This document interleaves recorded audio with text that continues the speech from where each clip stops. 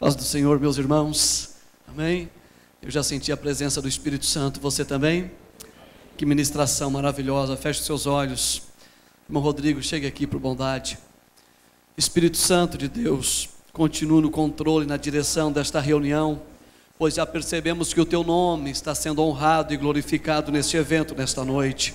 Nós Te louvamos por tudo até aqui e pedimos que agora o Senhor fale conosco, pois queremos ouvir a Tua voz. Abra a porta da palavra sobre a vida do Teu Filho, como o Senhor sempre fez. Uma vez mais nós pedimos no nome de Jesus, e você diz amém. É com muito prazer que eu quero cumprimentar a todos vocês com a paz do Senhor. Abra sua Bíblia comigo em Provérbios, número 30, versículo de número 24 ao 28. É um prazer imenso, agradeço a Deus pela oportunidade. Quero agradecer também ao pastor dessa igreja, na pessoa do pastor Roberto. É um prazer imenso poder estar aqui novamente. Ao Adriel, que nós temos essa parceria, e o Adriel perguntou por quê que eu havia escolhido ele, na verdade, para fazer essa parceria. Eu falei, porque você é muito bonito. Ele falou, sério? É claro que não, né, meu filho? Mas é claro que não. O único que te achou bonito foi a tua mulher, e olhe lá. Mas ele tem experiência com isso, é psicólogo, e fizemos uma junção médica e psicologia, virou uma loucura total. Essa que é a verdade. Quando você está com problema de relacionamento, você procura um psicólogo, né?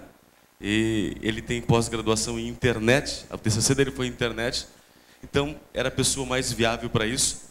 E nós nos acertamos dentro da nossa loucura e deu tudo certo. Em nome de Jesus. Falta um capítulo aqui, que nós vamos acrescentar na próxima edição, que é Adão e Eva, e o resto é gambiarra. Nós temos que bater firme nesse assunto. Não tem como ficar calado diante de tantas coisas. Você é cristão, tem que assumir a tua identidade. E evangelho de Deus não é vergonha, é poder de Deus para transformar as vidas. E nós estamos estudando bastante, falar sobre os aspectos, dentre eles, o homossexualismo. Diz assim, versículo 24, 25, 26, 27 e 28. Existem 4 coisas menores na terra, porém muito providas de sabedoria. As formigas, que não é um povo muito forte, todavia prepara no verão a sua comida. Os coelhos, um povo muito fraquinho, contudo colocam a sua casa na rocha. Os gafanhotos, que não têm rei, contudo, sai em bando. E a lagartixa ou aranha, não sei o que está na tua Bíblia aí, na minha está lagartixa aranha, que se apanha com a mão, mas está nos palácios. Podeis tomar assento. Comprando um livro desse, irmãos, além de abençoar indiretamente a obra missionária, você desencalha. Ele não falou o segredo do livro virar a cabeça. 6 meses e você estará casado de papel passado em nome de Jesus. 6 meses. É por isso que eu não li ele inteiro. Mas é promessa. Mas quando você abre a Bíblia em Provérbios, número 30, versículo 24, você se depara com Salomão. Salomão foi um homem que teve 3 nomes. Salomão teve o nome dado pelo pai, pela mãe, pelo Davi, Betseba, Salomão, o pacificador. Salomão teve um nome dado por ele mesmo em Eclesiastes como o pregador. E Salomão teve um nome dado por Jedidias, amado por Jeová. Esse guri de 3 nomes, ele teve 3 livros impregnados na Bíblia.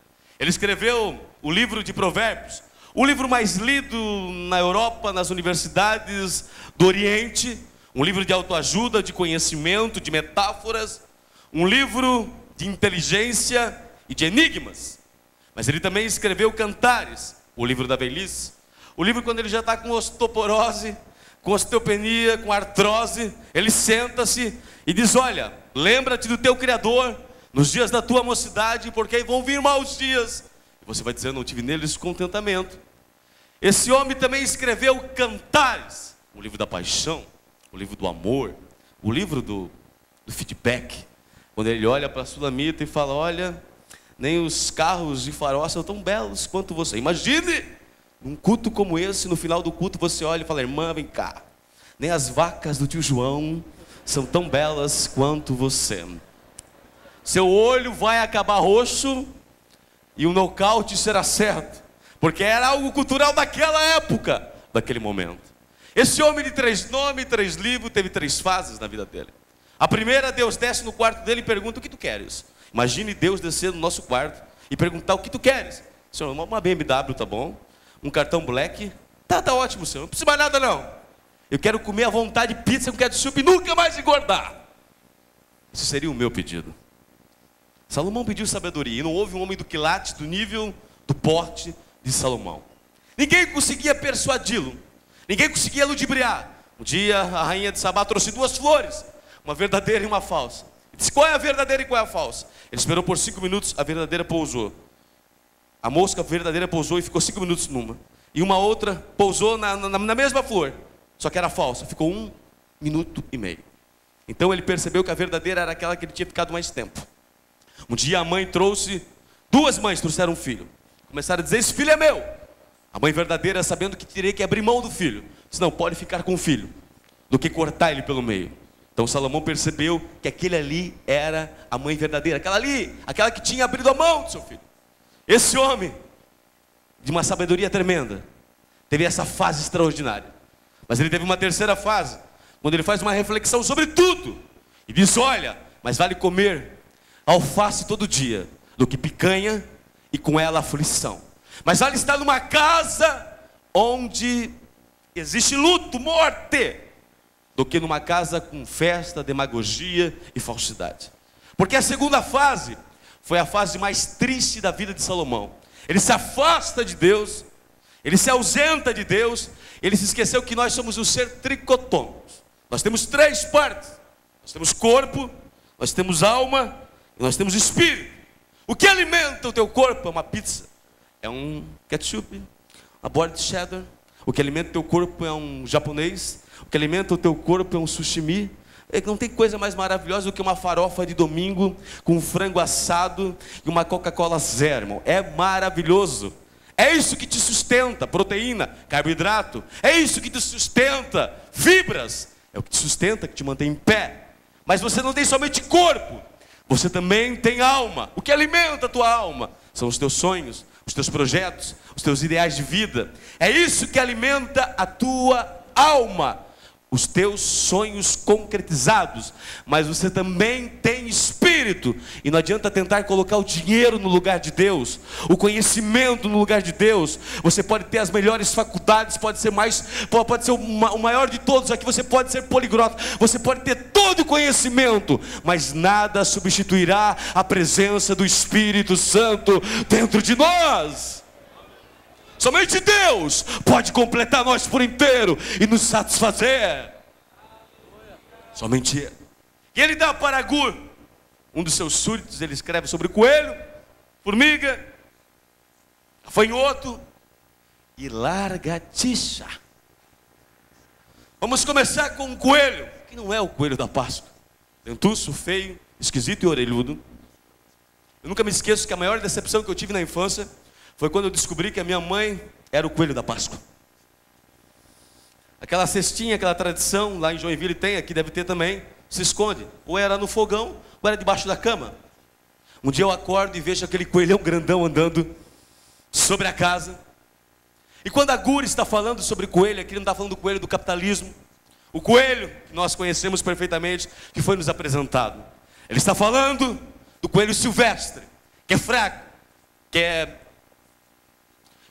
fraco demais para suportar as dificuldades da vida, os vendavais, os terremotos.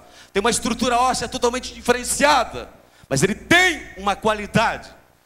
Ele edifica e constrói a sua casa sobre a rocha, porque ele sabe perfeitamente que se a sua vida, se a sua casa estiver sobre a rocha, nada abala ele. Assim como o coelho edifica e constrói a sua casa sobre a rocha, nós temos que estar edificados, alicerçados em Jesus Cristo de Nazaré, a rocha firme de Beribã. O que tem de crente jururu, decepcionado, tomando fluoxetina, sertralina, porque olha para o homem, porque olha para o sistema, porque olha para as coisas, porque olha para os cantores, pregadores, porque olha para o mundo gospel, e assim por diante. Você não pode estar focado a tua vida, a tua fé, nas coisas, no que é terreno, no que é tesouro, no que corrói. A tua vida tem que estar focada em Jesus Cristo de Nazaré, a rocha firme de Beribã. Em quem você está focado? Jesus disse em Mateus capítulo 7, como que ouve as minhas palavras edificou a casa sobre areia. Mas o homem que não ouve, edificou a sua casa sobre a rocha. Não é isso que ele fala? O homem que ouve e não as pratica, edificou a casa sobre a areia. Mas o homem que ouve e as pratica, edificou a sua casa sobre a rocha. Você não pode estar, meu querido, focado no homem. Nós falhamos, nós erramos. O homem falha, o homem tem os seus erros, os homens têm a sua imperfeição. Mas todos que confiaram no Senhor são como os montes de Sião, que não se abalam, mas permanecem para sempre. Em quem você está focado? Quem é a tua rocha? Quem é o teu fundamento? Teu relacionamento? Amanhã acaba. Teu dinheiro? Amanhã a crise te pega. Você não pode estar focado nas coisas. O escritor aos Hebreus disse no capítulo 12: pois visto nós que estamos rodeados de uma tão grande nuvem que tão perto nos rodeia, nos desembaraçamos do pecado e corramos firmemente para o autor e consumador da nossa fé. É nele que você tem que estar focado, querido. E eu vejo as pessoas dizendo, não, eu saí da igreja porque eu me desiludi, foi aquela palavra, aquela coisa, me entristeceu. Querido, quem sai da igreja por causa de pessoas, nunca entrou por causa de Jesus. Nunca! Aleluia, você tem que estar formado, alicerçado a sua vida em Jesus Cristo de Nazaré. Quer ver um crente coelho? Jó. Jó é o maior exemplo de crente coelho. Um dia ele acorda, não sei qual é o teu banco, o meu Bradesco, ele vai lá. O homem mais rico do Oriente, dono do Chelsea, do Manchester, do Liverpool, dono do petróleo todo, dos sheiks, acorda do dia para a noite, era tudo dele aquela terra. Ele coloca a mão, ele abriu concordata do dia para a noite, perdeu tudo. Imagine, tudo em uma noite. Não parou por aí. De repente, ele é atacado, ele vê fogo caindo de cima, matando os seus filhos, os 10 que ele possuía. Imagine só, já perdeu alguém que você ama? Não tem coisa mais terrível, não tem coisa mais tenebrosa do que você perder alguém que você ama. Setembro de 2012, eu desci a serra de Curitiba, porque a médica falou comigo, falou, Rodrigo, eu não vou mentir para você. Minha mãe tinha entrado numa cirurgia para uma redução de estômago. Uma mulher com 50 anos de idade, sem nenhum problema, sem nenhuma patologia, sem nenhuma doença. Entrou em sepsis, infecção generalizada. Estava entre a vida e a morte. Fazia 6 meses que eu não a via, que eu não dava um abraço nela. E aí a médica falou, Rodrigo, a coisa está feia, está em insuficiência renal, está com o coração acelerado, a pressão está baixando. Eu não vou mentir para você, a coisa é grave.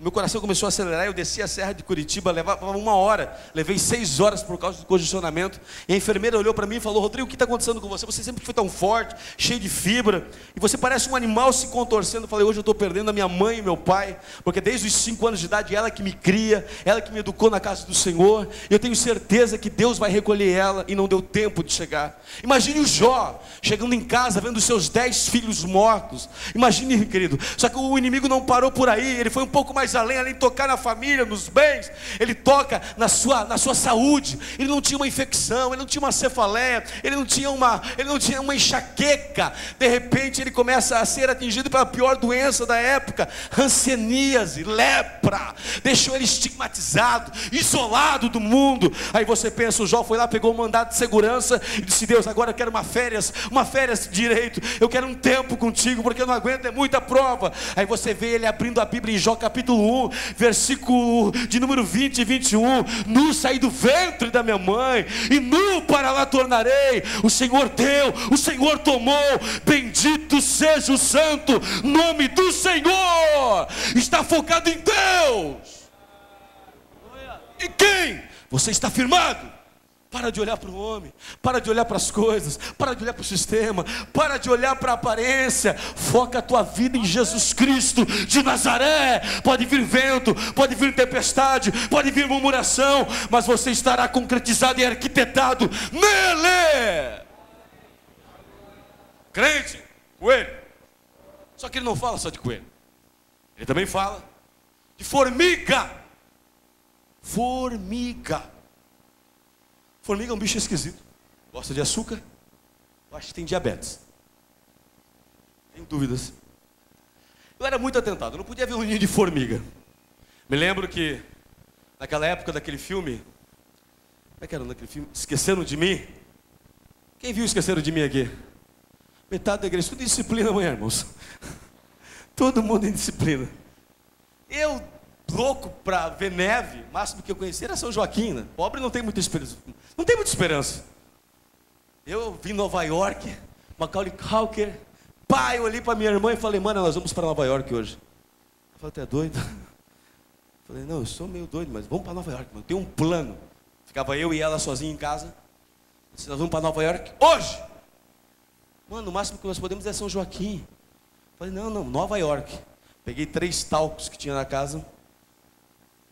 A casa era de madeira, assoalho.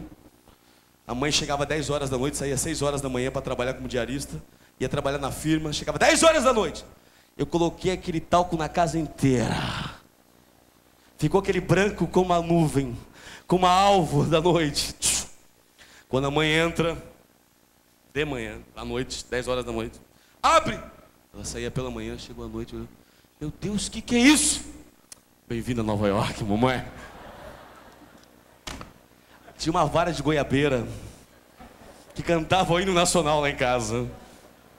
Uma vara, pastor Roberto. E o problema não era apanhar de vara, era ir de bermuda para a escola depois. Ficava a marca da promessa. Eu não podia ver um ninho de formiga porque alguma coisa me deixava aterrorizado. Você destruía elas. Um ninho, em 3 dias. O ninho estava novamente de pé. Mas que essas formigas são japonesas? Só pode. É terremoto, em 1 ano eles reconstroem tudo. Essas formigas são japonesas, certeza. Tem jeito para ser japonesa essas formigas. Eu destruía, em 3 dias estavam novamente um ninho de pé. Falei, meu Deus do céu. O que eu aprendo com a formiga, claramente, é que as coisas não caem de cima de paraquedas. As coisas necessita, carece, existe uma preliminar chamada você faz a sua parte e Deus faz a parte dele. Nós estamos diante de uma geração de jovens, adolescentes. Irmão, eu tenho promessa de Deus, o pastor Roberto que se vira, o pastor Seno que se vira, o Adriel que se vira, o Isaac que se vira.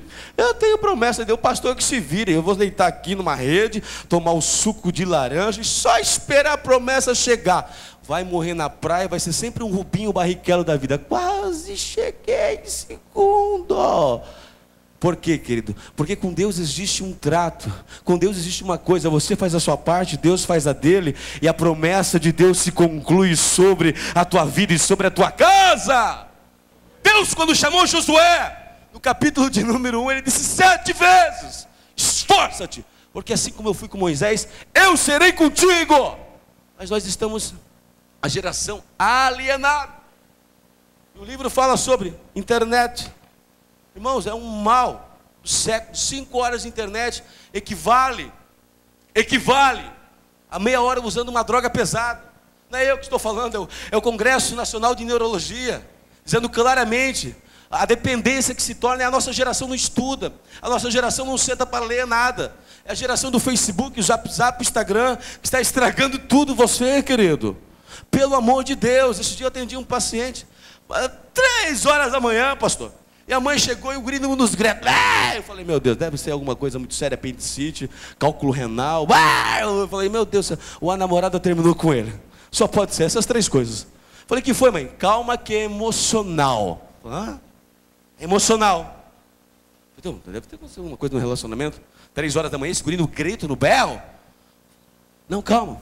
É porque eu fiz um negócio que mudou a vida dele. O quê? Eu troquei a senha do Wi-Fi lá em casa. O emocional dele vai curar com 3 bezetacil, em nome de Jesus. Pai, Filho e Espírito Santo. Vai ser uma bênção. A geração não se prepara. A geração não se estrutura. Aí depois a pessoa ocupa a tua vaga lá no emprego, e foi o diabo que está te provando. E você não senta, não faz nada por merecer, querido. Deus tem o melhor dessa terra para nós. Deus tem coisas maiores. Faça a tua parte, Deus faz a dele. E a promessa se conclui sobre a tua casa. Deus, quando chamou Davi, ele era um moleque sozinho, feio, esquisito, 17 anos, magro. Não valia nada, ninguém dava nada por ele, nem os pais acreditavam. Mas quando Deus usou ele para expulsar o espírito de Saul, o camarada disse: olha, eu conheço um guri. Mas não é somente um guri, ele é valente, sisudo, guerreiro, flechista, arqueiro, e tem mais uma coisa, tem 7 qualidades. E a última: o Senhor dos exércitos está com ele. Se qualificou, se preparou para o projeto de Deus. Acredite nisso. Formiga fala de 2 coisas. A primeira, fazer a tua parte. E a segunda, foco. Foco. Já colocou um pedaço de pau no meio do ninho de uma formiga, no carreirinho dela?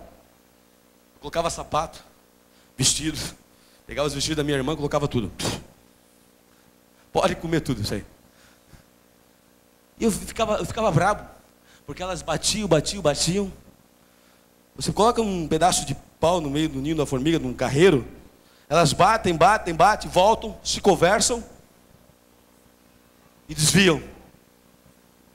E eu fiquei brabo. Comecei a vender picolé para comprar um binóculos. Tem que saber o que elas conversam. Porque havia uma reunião do FBI, do SESAI. O Christopher estava lá. Tem alguma coisa aí? E a minha irmã: tu comprou esse binóculos para quê? Eu falei: tem que ver o que elas estão reunidas. É um plano maquiavélico. Queridos, não é qualquer obstáculo que impede elas de ver o seu foco, de seguir o seu caminho.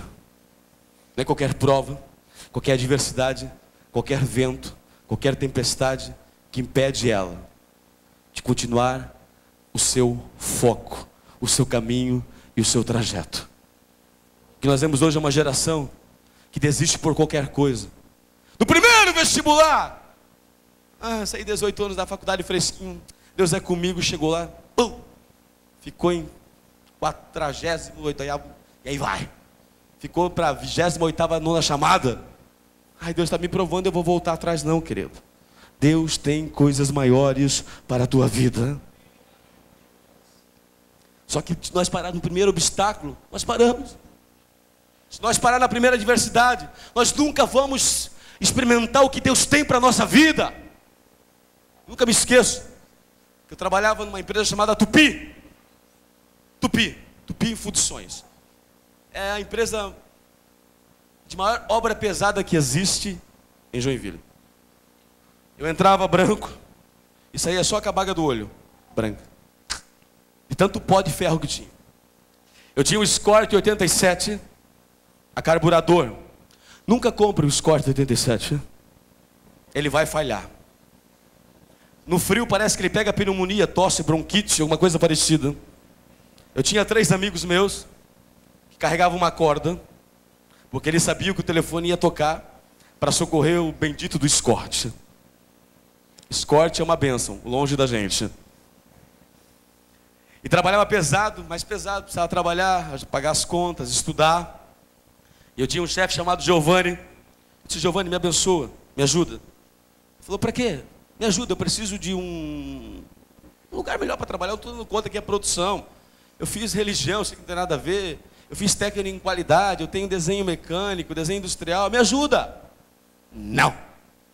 Falei: Giovanni, pelo amor de Deus, me ajuda, rapaz. Me ajuda. Falei: não, Rodrigo, eu não gosto de você. Eu também não gosto de você, mas me ajuda. Ficou kits. Me ajuda. Não. Tá bom, abençoado. Eu fui embora. Fui estudar. Consegui um jeito, conversei com o diretor-geral. Fui embora, fui estudar. Os anos passaram, eu trabalho no hospital regional, trabalho no CAPS. Sou diretor clínico de um centro de recuperação da igreja, o pastor Sérgio. E trabalho numa clínica, toda quarta-feira. Clínica de